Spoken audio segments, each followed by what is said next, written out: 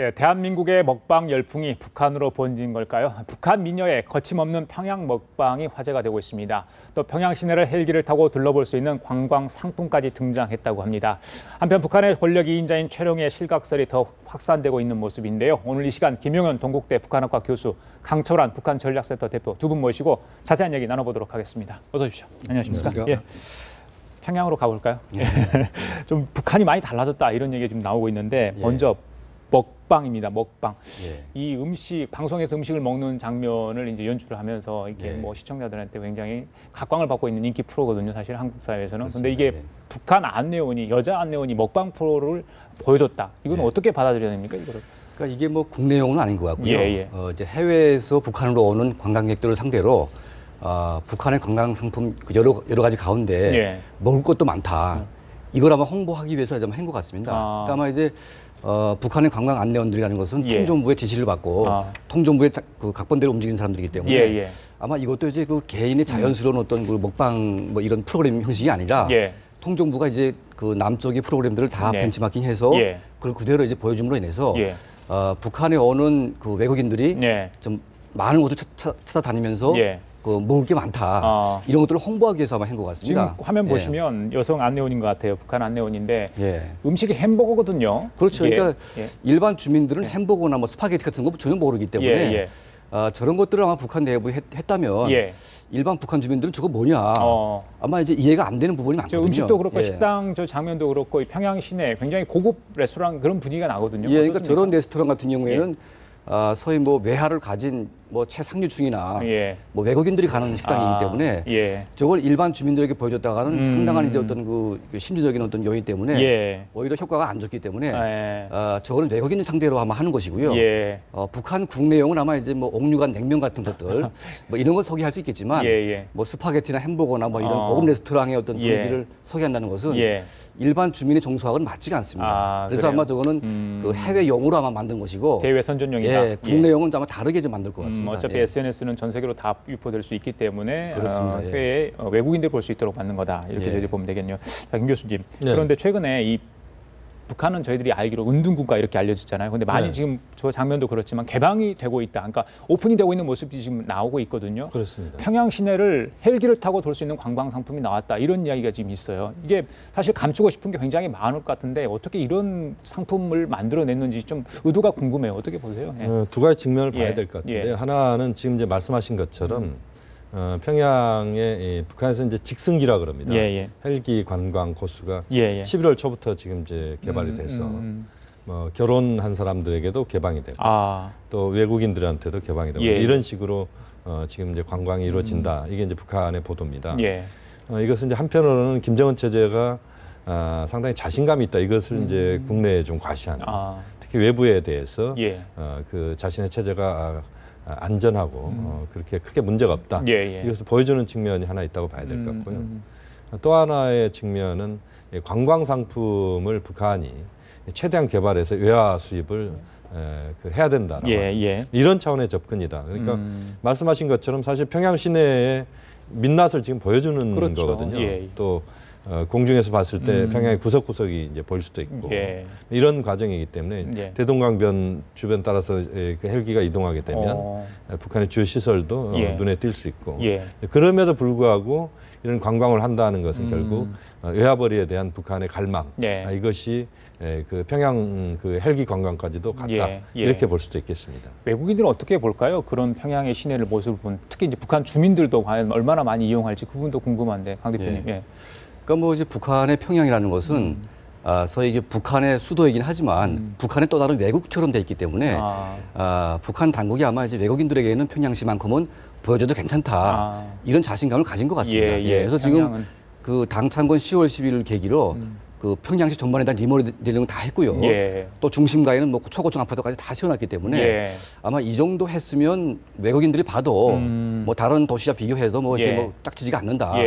이런 아마 자신감의 표출이 아닐까 그런 생각이 듭니다. 최근에 외국인들이 방문해서 평양의 상황을 보도하는 또 유튜브나 다른 SNS 통해서 저희들이 많이 접하고 있는데 페이스북 간부입니다. 에릭 챙이 북한을 방문한 내용을 기획문을 만들어가지고 올린 게 있어요. 그런데 거기 나라를 북한을 뭐라고 묘사했냐면 헝거 게임 속 나라로 묘사했습니다. 이 헝거 게임이라는 영화도 있는데 가상의 그 북한, 그러니까 공산국가를 만들어가지고 거기를 뭐 어떻게 공격하는 이런 뭐 모습의 어떤 영화였는데 네. 참 과연 선전 홍보용으로 이게 평양을 만들었는지 예. 자기는 그렇게 느꼈다 이렇게 지금 이야기를 하고 있거든요. 그렇습니다. 예. 그러니까 이제 뭐 에릭청 같은 사람은 이제 페이스북의 거의 간부이기 때문에 이런 사람들을 잘 구슬려야 이제 외자 유치가 되지 않겠습니까? 그래서 아마 이런 사람들이 가게 되면 철저한 준비를 다 갖추고 있습니다. 그러니까 이제 이 사람이 보기에는 뭔가 자연스러워 보이지만 이 자연스럽게 꾸미는 게 북한의 어떤 노하우고 기술이기 때문에 이 사람이 이제 가는 뭐 어떤 춤추는 장면을 목격했을 때 같이 춤을 추다든지 이런 것들이 이제 자연스럽게 보이기 전에 이 사람은 자세히 본 것 같아요. 아마 북한에 가기 전에 공부도 좀 한 것 같고요. 그러니까 이게 어떤 그 통정부의 각본대로 이렇게 짜이다 보니까 모르는 사람들은 거기에 휩쓸릴 수 있는데 북한을 알고 간 사람들은 이게 약간 이상한 걸 느낄 수가 있는 것이죠. 그러니까 이분이 아마 이제 북한에 가기 전에 북한 공부를 좀 하고 약간 의심을 가지고 가다 보니까 그런 이제 북한의 문제점들이 다 보인 것 같습니다. 특히 이제 그 양각도 호텔에 그 이제 5층에 이제 엘리베이터가 안 서거든요. 그러니까 이것도 아마 다 주시를 한 것 같아요. 그러니까 북한은 모든 호텔에 한 층은 전부 다 국가안전보위부가 장악을 하고 있습니다. 그래서 그 보위부가 장악한 이 한 개 층은 전체 외국인들의 어떤 그 감청, 도청 이거 다 하고 있거든요. 그래서 모든 사람을 감시하는 그 기구이기 때문에 이런 것들까지도 아마 이 사람이 그걸 간축을 해서 공개를 한 거 보니까 사전에 아마 북한 공부를 좀 하지 않았을까 그런 생각을 해봅니다. 지금 북한의 이런 모습 외부에 많이 들여다보다 보면 자신들이 아무래도 치부가 감춘다 하더라도 드러나지 않겠습니까? 부작용이 생길 수밖에 없는데 그런 위험을 무릅쓰고라도 이렇게 하는 이유 방금 말씀하셨던 그런 게 있지만 그래도 약간 겁을 낼 수도 있을 것 같아요. 어떻습니까? 사실 이제 그 김정은 제1위원장 체제 들어서서 좀 북한의 특징적인 현상이 외부의 자신들의 모습을 좀 보여주는 그러면서도 특정 인물들을 초청해서 그것을 또 그 보여주는 형식. 이게 이제 이번 에릭청의 그 평양 방문이다 이렇게 봐야 될 것 같고요.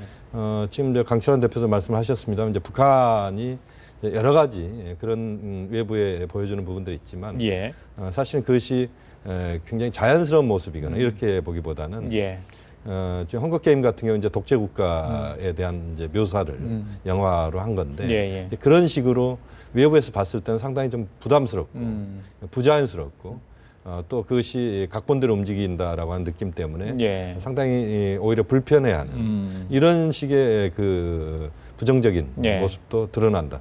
그렇지만 어쨌든 북한은 자신들의 그 체제의 모습들을 이제는 국제사회에 좀 알리면서 북한 체제가 그 은둔의 국가가 아니고 일반적으로 다른 국가들과 교류하면서 갈 수 있는 국가다 이런 이미지를 계속 부각시키는 그런 차원의 일련의 행보다 그렇게 평가할 수 있겠습니다. 그래요. 그 에릭청 얘기가 북한 주민들의 스마트폰 사용에 대해서 좀 놀랐다는데 스마트폰 그냥 일반 휴대전화가 아니에요. 스마트폰을 정말 사용할 수 있는 겁니까? 보급이 얼마나 정도 된 거예요? 그러니까 최근에 그 중국산 스마트폰을 수입하기도 하고요. 또 그 공장에서 이제 조립을 해가지고 북한 상표를 붙여서 팔기도 하는데요. 근데 문제는 뭐냐면 그 스마트폰 기능에 인터넷 기능이 안 돼 있고 안 됩니까? 그리고 동영상 기능을 약간 좀 삭제했다는 그런 말도 있습니다. 그러니까 지금 그 스마트폰 가운데 가장 중요한 것은 이제 메모리 그 크기인데요. 그게 아마 16기가밖에 안 주기 때문에 최소한의 영화를 볼 수 있게끔 해놨고 추가 메모리 기능을 다 없애버리고 그러니까 이제 스마트폰을 통해서 정보가 확산되는 것을 막으려고 하는 그런 흔적이 있는데 어쨌든 스마트폰은 사용하게 하고 있습니다. 그리고 스마트폰 안에 그 북한의 인트라넷을 다 깔아놔가지고 뭐 북한에서 상점, 뭐 도서관, 뭐 이런 기능들을 다 그 정도는 검색이 가능하고 그런 가능하게 만들어놓고 있는데 인터넷은 안 되게 돼 있습니다. 그래요. 북한도 이런 사실 외부하고 접촉은 끊겼지만 사실 뭐 첨단 제품, 그러니까 뭐 저희 기술은 아니겠죠. 근데 중국하고 일단 어떤 기술을 도입하든지 아니면 재가공을 하든지 그런 모습을 계속 하고 있잖아요. 이런 부분도 어떻게 봐야 돼요? 시장 경제하고도 관련이 있다고 봐야 되는 거 아니겠습니까? 우선은 뭐 북한의 스마트폰이 그 여러 용도로 지금 활용되고 있다 이렇게 말씀드릴 수가 있는데 이집트에 이제 오라콤이 들어가서 우리 SK나 KT처럼 이제 거기에서 사업자가 그 핸드폰을 좀 운영한다 이렇게 봐야 되는데 한 300만 대 이상 지금 작동하고 있는 걸로 알려져 있습니다. 그렇습니다. 두 가지인데 하나는 스마트폰이 이렇게 많이 그 북한에 작동하는 게 하나는 유선 통신망 자체가 북한이 거의 붕괴돼 있습니다. 그러니까 유선 전화, 일반 전화로 그 통신을 하게 됐을 때 워낙 비용이 많이 든다. 그러니까 90년대 이후에 유선 전화망이 거의 붕괴됐다 이렇게 봐야 될 것 같고요.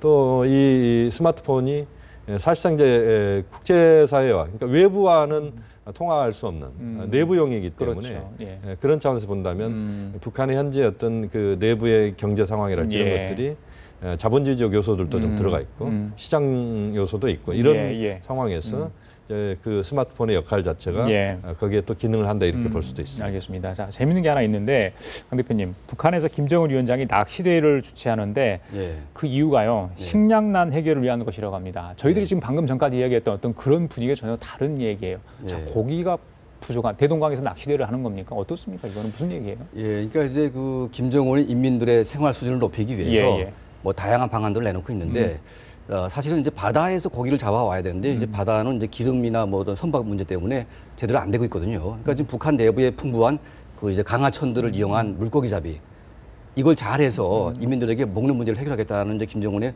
구상인데요. 근데 사실 이미 그 북한의 강하천의 물고기들은 너무 잡아가지고 물고기 씨가 말랐습니다. 지금. 그래요? 그래서 아마 최근에 아마 양어장을 만들어가지고 다시 또 그걸 붐을 일으키려고 하는데 이게 약간 북한의 현실과는 맞지 않는 부분을 지금 김정은이 하는 것 같아요. 그러니까 일정한 부분은 이제 북한 주민들에게 약간 오락거리도 제공하면서 이제 김정은의 운동을 같이 선전하는 이제 그런 목적인데 북한이 주장하는 먹는 문제 해결에는 약간 좀 그 현실과 맞지 않는 것이기 때문에 일반 주민들은 아마 좀 엉뚱한 얘기 하고 있는 것이 아니냐 그런 생각을 하는 것 같아요. 알겠습니다. 북한은 저희들이 아무리 살펴봐도 고개를 갸우뚱할 수밖에 없는데 하나 이야기 좀 해보죠. 지난 7월에 평양국제공항 신공항 졌잖아요. 저희들이 뭐 거기 미녀 스튜디오를 보여주기도 좀 그랬는데 장애인 전용 화장실을 그 안에 만들었다고 합니다. 이 장애인 전용 화장실이다. 이건 바로 인권 문제와 바로 직접적인 그렇습니다. 관련이 돼 있잖아요. 그 정도로 인권을 뭐 개선하겠다는 의지 이렇게 봐야 됩니까? 이것도 뭐 대외용입니까? 어떻습니까? 우선 뭐 그 부분은 뭐 장애인용 화장실 같은 경우는 뭐 당연히 만들어져 있어야 되는 부분인데. 북한에서 이제 그런 것들이 만들어지는 것에 대해서 우리가 좀 신기해하고 이런 것은 사실은 일반적인 그런 상황에서는 좀 동떨어진 부분이다 이렇게 볼 수는 있습니다. 다만 이제 북한이 그런 장애인용 화장실도 만들고 이런 것은 결국 자신들의 장애인 또는 소수자에 대한 인권이랄지 이런 부분들에 대해서 적극적인 그런 관심을 갖고 있다. 이런 것들을 보여주는 측면도 있다고 볼 수 있습니다. 알겠습니다. 김정은이 약간 좀 그 자기 아버지와는 달리 그 해외에서 경험을 했기 때문에 해외에서의 경험이 이제 북한에서 적용하는 사례가 몇 가지가 있습니다. 예를 들면 과거에 자기 아버지는 그 자동차를 굉장히 통제를 했거든요. 근데 북한의 그 지금 김정은은 그 수령차를 다 풀어놓은 상태고 그 장애인 화장실 같은 경우에도 그 이미 외국은 지금 장애인 우대 정책을 실시하고 있고 이거는 기본적인 어떤 상황이기 때문에 북한에 이게 없다는 것은 김정은밖에 모릅니다. 일반 북한 사람들은 거기 외국에 나가봐야 알기 때문에 그러니까 외국에 나가본 김정은이 그걸 알고 이제 지시를 한 거죠. 그러니까 뭐 인권 문제하고는 별개로 북한의 어떤 형식을 갖추기 위해서 그렇게 만든 것 같습니다. 알겠습니다. 다음 얘기 좀 해볼까요? 자, 이 사람이 어디로 갔는지 궁금해요. 지금 이 소유자 빨치산 2세인데 최룡해 북한 노동당 비서 지난번에 7일 날 사망한 리을설 원수의 장의위원 명단에 빠졌다. 171명이었는데 그중에 들어가지 않았다. 그래서 과연 뭐 신병에 무슨 일이 생겼는가, 뭐 정말 숙청이 됐는지 아니면 단순 건강 이상은 아닐 거라는 게 대부분의 전문가들의 얘기인 것 같습니다. 우리 교수님 어떻게 예상을 하세요? 무슨 이유가 있을까요? 지금 사실 그 이유가? 부분은 뭐 여전히 궁금증을 낳게 하고 있습니다. 사실 오늘 아침에도 한반도 경제 포럼이라고 한 포럼에서 이제 통일부 장관이 발표를 하는 포럼이었는데 그 자리에서도 그런 질문을 제가 했었습니다. 최룡해 비서가 도대체 지금 어떤 상황이냐에 대해서. 정부 쪽에서 보면은 아직은 뭐 정확하게 판단하기 어렵다. 그러니까 어떤 상황인지에 대해서 지금 그 우리가 추론컨대 하나의 추론은 최룡해 비서의 유상이랄지 이런 것들을 봤을 때 그 명단에서 빠지고 조문도 안 갔다는 것은 이제 그 최룡해 비서에게 크게 문제가 있는 것 아니냐 이런 추론은 뭐 일반적으로 가능하다고 볼 수가 있는데 그래요. 그러나 이제 또 하나의 측면을 보면 지금 그 북한의 기록 영화를 보면 4일부터 계속 나오고 있는 기록 영화에 최룡해 비서가 계속 나오고 있습니다. 8일까지도 모습이 비쳤다는 거 아니겠습니까 지금? 그렇게 보면 그가 어느 그 특정 지역에서 어떤 그 모종 임무를 수행하고 있달지 또는 그 지난번에 그 북한을 방문했던 류인산 중국 상무위원의 방북 과정에서의 역할 이 부분에서 뭐가 문제가 있었달지 여러 가지 추론이 가능할 수 있습니다만 현재로서는 어느 한쪽으로 그 명확하게 실각이다 이렇게까지 못을 박긴 지 어려운 것 같고요.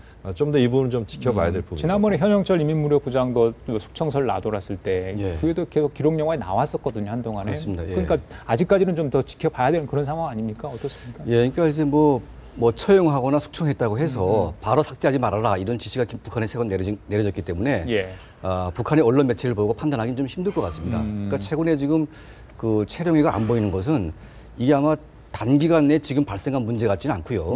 오랫동안 누적된 어떤 체령의 문제가 지금 불거진 것 같습니다. 그러니까 지금 북한 내부에서 세력화를 할 수 있는 세 분이 있었는데 한 사람은 최룡해고요. 한 사람은 오국열, 한 사람은 이제 그 장성택. 장성택은 죽었죠. 근데 오국열 같은 경우에는 당 작전부 부장을 하면서 소위 1만 작전부 부대원을 가지고 있습니다. 그러니까 김정일 시대 때 그 이 김정일이 오국열을 신임해서 이 부대로 갈 때에는 자기 경호원도 다 버리고 혼자 들어갈 정도로 신임을 했거든요. 근데 이제 김정은 시대로 오면서 이 오국열의 작전부가 소위 한 개 군단도 무너뜨릴 수 있는 그런 그 힘을 가지고 있기 때문에 이 사람이 마음을 잘못 먹으면 김정은을 뒤집어 엎을 수도 있다. 이런 의심을 김정은이 가졌거든요. 그래서 이제 오국열이 작전부를 해산하고 다 바치고 자기는 아무 어떤 그 힘도 없고 아무런 그 의지도 없다. 그리고 자기가 이제 가족들과 함께 김정은 앞에 나서가지고 노래까지 불렀어요. 막 그 노인네가.